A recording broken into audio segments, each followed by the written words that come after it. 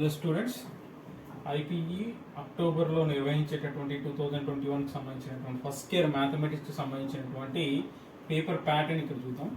ఎప్పట్లాగే మనకు 1A 1B అనేటటువంటి రెండు ఎగ్జామ్స్ మనకు కండక్ట్ చేయడం జరుగుతుంది. 1A 75 మార్క్స్కి, 1B 75 మార్క్స్కి, అందరికి కూడా తెలుసు.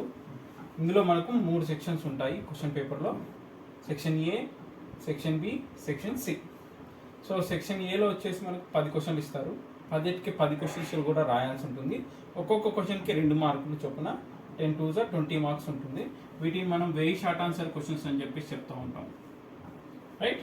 అట్లాగే సెక్షన్ బిలో 10 క్వశ్చన్లు ఇస్తారు, కానీ మనం రాయాల్సింది 5 క్వశ్చన్లకు మాత్రమే. సో 10 క్వశ్చన్లు ఇస్తారు, 5 క్వశ్చన్లకు మాత్రమే రాయాలి. ఒక్కొక్క క్వశ్చన్కి 4 మార్కులు. వీటిని షార్ట్ ఆన్సర్ క్వశ్చన్స్ అంటారు. అట్లాగే సిలో 10 క్వశ్చన్స్ ఇస్తారు, 5 మాత్రమే రాయాల్సి ఉంటుంది. వీటిని లాంగ్ ఆన్సర్ క్వశ్చన్స్ అంటారు. సో ఇక్కడ చూడండి, వెరీ షార్ట్ ఆన్సర్లో చాయిస్ లేదు. ఈ రెండిట్లో డబుల్ చాయిస్ ఉంది, అంటే 10 ఇస్తే 5 రాయాల్సి ఉంటుంది మనకు. సో బోర్డు మోడల్ పేపర్స్ని మనకు రీసెంట్గా రిలీజ్ చేశారు ఇంగ్లీష్ మీడియంలో. ఈ బోర్డు మోడల్ పేపర్ మొత్తాన్ని కూడా నేను ఎక్స్ప్లెయిన్ చేస్తాను క్వశ్చన్ టు క్వశ్చన్. సో జాగ్రత్తగా ఫాలో అయ్యి వీలైనంత వరకు ప్రిపేర్ అయ్యి బాగా ఎగ్జామ్స్ రాయండి. రైట్, క్వశ్చన్ నెంబర్ 1 మన బోర్డు మోడల్ పేపర్లో ఏమి ఇచ్చారంటే, ఏ అనే సెట్ 0, π/6, π/4, π/3, π/2 అనేటువంటి యాంగిల్స్ని కలిగి ఉన్నది. ఈ ఏ అనే సెట్కి సంబంధించి ఎఫ్ అనే ఫంక్షన్ డిఫైన్ చేయడం జరిగింది ఏ నుంచి బికి. ఈ ఎఫ్ అనే ఫంక్షన్ ఏంటిదంటే సర్జెక్షన్ ఫంక్షన్ అని ఇచ్చింది. సో ఆ ఫంక్షన్ ఎట్లా డిఫైన్ చేశారంటే f(x) = cos x లాగా డిఫైన్ చేశారు. అయితే బి సెట్ ఫైండ్ అవుట్ చేయండి అంటున్నారు. ఎప్పుడైతే ఎఫ్ అనే ఫంక్షన్ ఏ నుంచి బికి సర్జెక్షన్ అంటే అర్థం ఏంటిదంటే, మనకు f(x) అనేటటువంటి ఏదైతే మనకు ఫార్ములా ఇచ్చాడో దాంట్లో ఏకి సంబంధించిన ప్రతి నెంబర్ కూడా సబ్స్టిట్యూట్ చేయమని మనకు ఇండైరెక్ట్గా చెప్పినట్టే లెక్క. సో ముందుగా ఏం చేస్తామంటే x = 0 తీసుకుంటే f(x) ఏమవుతుంది అంటే f(0) అవుతుంది, రైట్. సో f(0) అన్నప్పుడు cos x కాబట్టి cos 0 అవుతుంది. cos 0 degrees ఆన్సర్ మనకు వచ్చేసి 1. అదేవిధంగా x = π/6 అనేటటువంటి రెండో క్వశ్చన్ ఏదైతే ఇచ్చిందో రెండో వాల్యూ, దాన్ని మనం సబ్స్టిట్యూట్ చేస్తే f(x) = f(π/6) cos π/6. cos π/6 అంటే cos 30 degrees అండి, ఎందుకంటే π అంటే 180 degrees కాబట్టి. సో cos 30 degrees వాల్యూ వచ్చేసి మనకి ఎంత ఉంటుందంటే √3/2 ఉంటుంది. ఇది మన 10th క్లాస్లో నేర్చుకున్నాం already, sine value cos values ఎట్లా కనుక్కోవాలని. So x = π/4 next number. So f(x) = f(π/4) cos π/4. π/4 అంటే 45 degrees. cos 45 degreesకి వాల్యూ వచ్చేసి మనకు ట్రిగ్నోమెట్రిక్ టేబుల్ ప్రకారం 1/√2. అదేవిధంగా x = π/3. that implies f(x) = f(π/3) అంటే cos π/3. So cos 60 degrees. cos 60 degrees వచ్చేసి మనకు 1/2. Next x = π/2.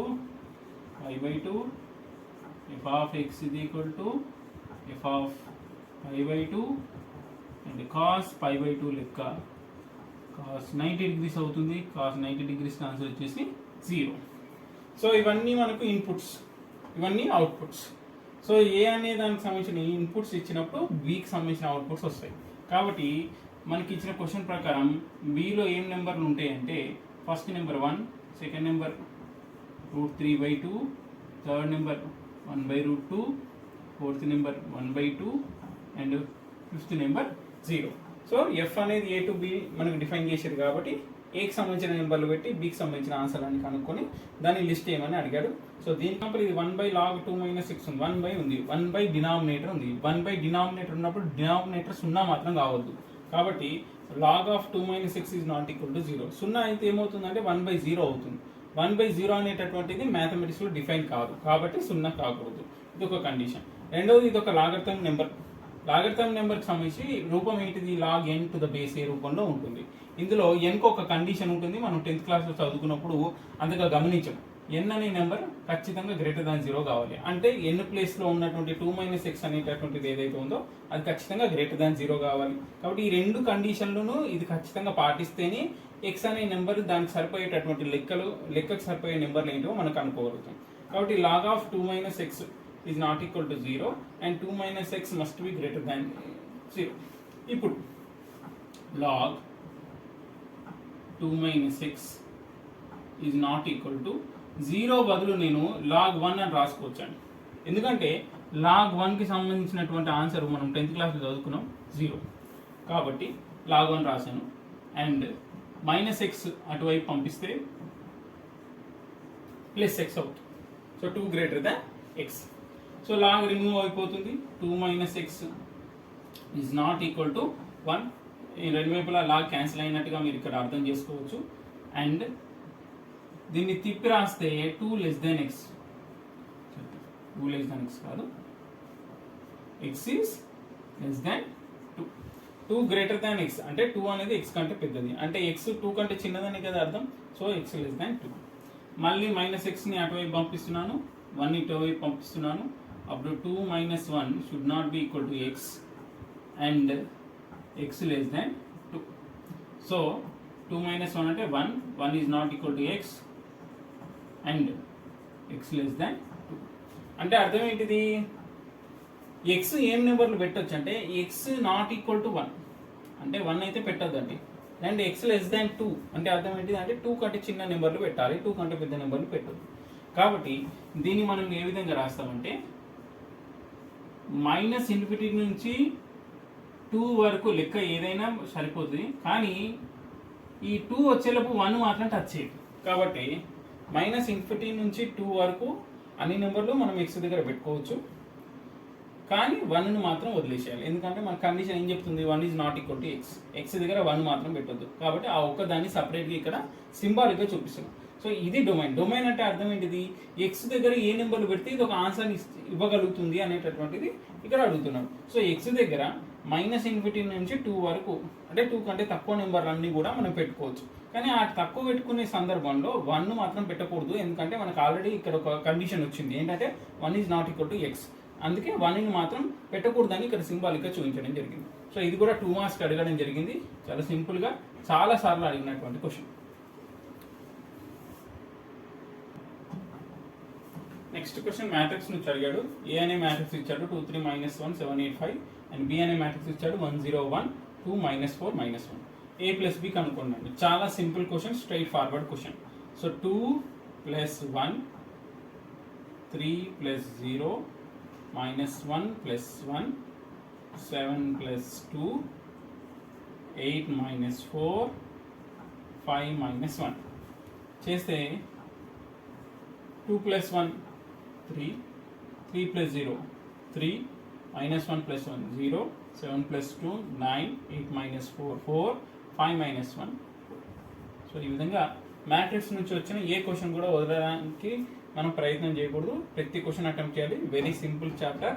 So a + b కనుక్కోమనొచ్చు, ఇదే చోట a - b కనుక్కోమనొచ్చు, a × b కనుక్కోవచ్చు, లేదా సిమెట్రిక్ స్క్యూ సిమెట్రిక్ మీద క్వశ్చన్ అడిగేటటువంటి అవకాశాలు ఎక్కువగా ఉంటాయి. మ్యాట్రిక్స్ నుంచే మరొక క్వశ్చన్ అడగడం జరిగింది 2 మార్క్స్కి. a² కనుక్కోండి అంటున్నాడు. ఏ అనే మ్యాట్రిక్స్కి ఇచ్చి a² అంటే అర్థం ఏంటిదండి? ఏని ఏ తోటే 2 సార్లు మల్టిప్లై చేసుకుంటే మనకు వచ్చేదే a². కాబట్టి మనకి ఇచ్చినటువంటి మ్యాట్రిక్స్ I 0 0 I అనే మ్యాట్రిక్స్ని మనం ఇక్కడ 2 సార్లు యూజ్ చేయడం జరుగుతుంది.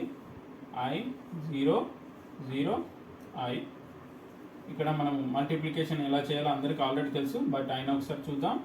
మనం ఇక్కడ వర్టికల్గా, ఇక్కడ డౌన్వర్డ్స్గా మనం ఆలోచించాల్సి ఉంటుంది. First I × I I² + 0 × 0 0. తర్వాత మళ్ళీ I × 0 0 + 0 × I 0 0 × I 0 ప్లస్ ఈ I × ఈ 0 0 మళ్ళీ 0 × 0 0 I × I I². సో దీనివల్ల మనకు రిజల్ట్ మ్యాట్రిక్స్ ఏమొస్తుందంటే I² 0 0 I². అయితే ఒక ఫ్యాక్ట్ గుర్తుపెట్టుకోవాలి, I² అన్నప్పుడు మనకు -1 అనే ఫ్యాక్ట్ ఇక్కడ గుర్తుండాలి. సో ఆ లెక్క ప్రకారం I² = -1 అయితే మనకు -1 0 0 -1 అనేది మనకు ఫైనల్గా ఆన్సర్ అవుతుంది. సో ఇక్కడ మ్యాట్రిక్స్ మల్టిప్లికేషన్ గుర్తుపెట్టుకోండి.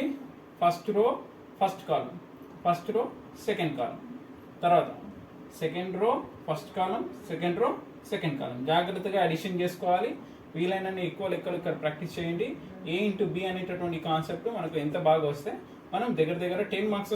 సో ఇక్కడ A is equal to 2i plus 5j plus k, B is equal to 4i plus mj plus mk అనేటటువంటి రెండు వెక్టర్స్ కొలీనియర్ అని ఇచ్చారండి.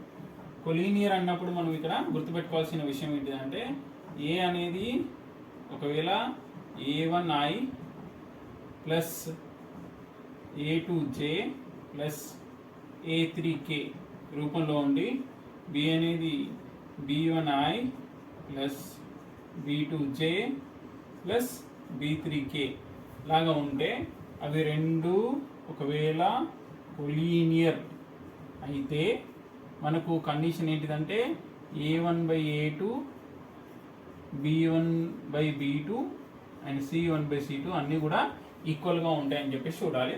మనం 10th క్లాస్లో కూడా ఈ కండిషన్ నేర్చుకున్నాం. a1/a2 = b1/b2 అని చెప్పేసి. దీనికి ఎక్స్ట్రా c1/c2 వస్తుంది. ఇప్పుడు చూడండి ఆ లెక్క ప్రకారం ఇక్కడ a1/a2 అన్నప్పుడు 2/4 అవుతుంది, b1/b2 అన్నప్పుడు 5/m అవుతుంది, అండ్ c1/c2 అన్నప్పుడు 1/n అవుతుంది. సో ఇక్కడ క్యాన్సిలేషన్ పాసిబుల్ అవుతుంది, 1/2 క్యాన్సిల్ అవుతుంది.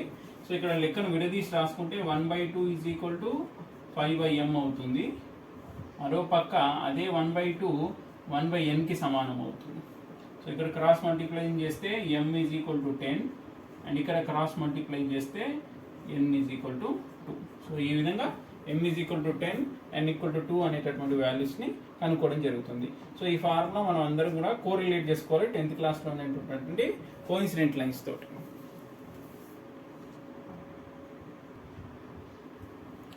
Question number 6. ఏ వెక్టర్ని గుండా వెళ్తూ ఏ వెక్టర్ని టచ్ చేసుకుంటూ వెళ్తూ B అనే వెక్టర్కి ప్యారలల్గా ఉండదు. అంటే ఏ వెక్టర్ తోటి టచ్ చేస్తుంది కానీ B అనే మరో వెక్టర్ తోటి ఎట్లా ఉందండి, ప్యారలల్గా ఉంది. ఇట్లా ఉన్నటువంటి ఏదైతే లైన్ ఉందో ఈ లైన్కి సంబంధించిన వెక్టర్ కనుక్కోండి అంటున్నాను. ఇక్కడ ఏ అనే వెక్టర్ గుండా వెళ్తూ బీకి ప్యారలల్గా, అంటే సిచ్యువేషన్ ఇట్లా ఉంటుందండి, ఏ నుంచి వెళ్తుంది కానీ బీకి అది ఎట్లా ఉంది, ప్యారలల్గా ఉంది. అట్లాంటి దానికి కనుక్కోవడానికి సూత్రం ఏంటంటే r = a + tb bar. t అంటే ఇక్కడ ఒక constant number, t belongs to some real number. So ఇక్కడ a అంటే 2i + 3j + k ఇచ్చాడు, t ఇంటూ b అంటే ఆల్రెడీ 4i - 2j + 3k ఇచ్చాడు. దాన్ని ఎక్స్టెండ్ చేసుకుంటే 4ti -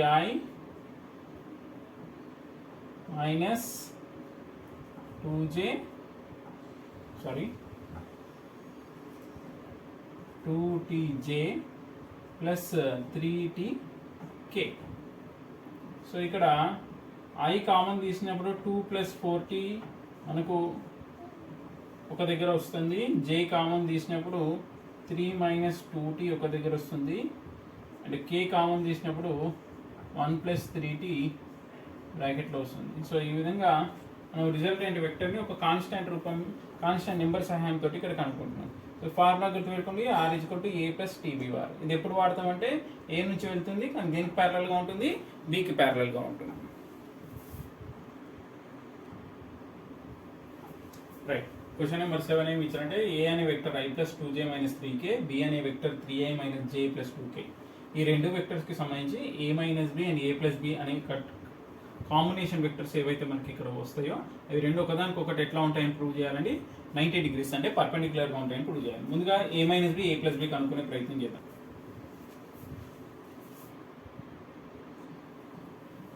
క్వశ్చన్ నెంబర్ 7కి సంబంధించి ab అనే వెక్టర్ ఇచ్చి a - b vector a + b vector కనుక్కొని అవి రెండు పర్పెండిక్యులర్గా ఉంటాయని ప్రూవ్ చేయమంటున్నాను. సో a + b చేద్దాం. iకి 3i కలిపితే టోటల్ 4i, 2iకి -j కలిపితే +j, -3కి +2 కలిపితే -k. a - b లెక్క వేస్తే అదేవిధంగా iలో నుంచి 3 అంటే 1iలో నుంచి 3i పోతే -2i, 2i - j అవుతుంది కాబట్టి +3j, -3kకి ఇక్కడ ప్లస్ ఇంటూ మైనస్ లెక్క వేస్తే -2k వస్తుంది కాబట్టి -3kకి -2k -5k అవుతుంది.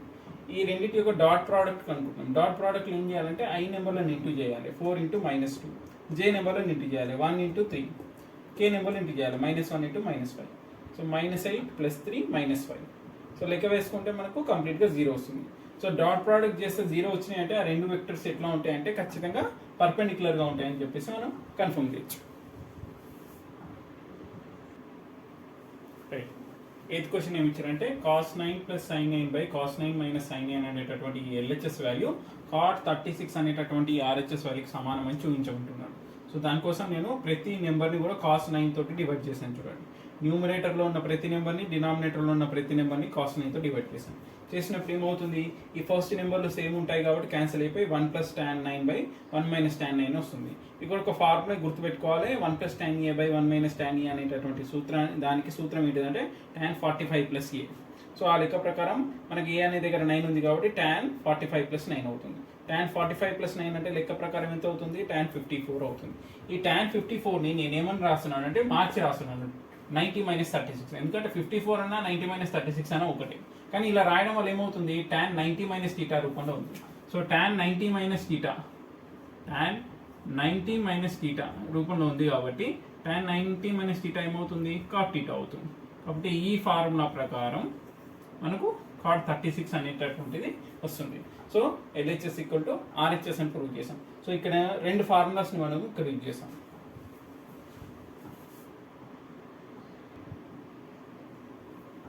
క్వశ్చన్ నెంబర్ 9 ఏం అడిగిందంటే f of x = tan of x + 4x + 9x + so on n²x అనేటటువంటి దీనికి పీరియడ్ ఎంత అని చెప్పేసి అడిగినట్టు. సో దీన్ని మనం ముందుగా రీరైట్ చేస్తున్నాం. 1x ఉన్నట్టు లెక్క ఇక్కడ, దాన్ని 1²x రాసుకున్నాం, 4ని 2², 9ని 3² అండ్ n² గాను రాసుకున్నాం. ఇక్కడ ఈ విషయం గుర్తుపెట్టుకోవాలి, ఇది ఒక ఫార్ములా. మనకు 1² + 2² + 3² so on n² ఉంటే దాన్ని తీసేసి ఏమని రాసుకోవచ్చు, n × n + 1 × 2n + 1/6. కాబట్టి ఈ మొత్తం దాంట్లో x తీసేస్తే పక్కకు ఆ 1² 2² 3² అండ్ n² బదులు మనం n × n + 1/2n + 1/6 అనేటటువంటి పదాన్ని ఇక్కడ రాస్తున్నాం. tan kxకి రూపంలో ఉన్నటువంటి దానికి ఆన్సర్ ఏంటిదే అంటే π/k. అంటే x ముందు ఏ నెంబర్ ఉంటుందో అది π/, అని చెప్పేసి రాసుకోవాలి. సో మనకి x ముందు ఈ బ్రాకెట్ నెంబర్ ఉంది కాబట్టి π/, ఈ బ్రాకెట్ నెంబర్ వేసినాం. ఇందులో /6 ఉంది కాబట్టి 6 మళ్ళీ పైకి వచ్చేసి 6π/n × n + 1 × 2n + 1 అవుతుంది. సో ఇక్కడ ఈ ఫార్ములా ఒకటి గుర్తుపెట్టుకోవాలి, ఈ ఫార్ములా ఒకటి, ఈ రెండు ఫార్ములా మీద ఈ లెక్క చేయొచ్చు.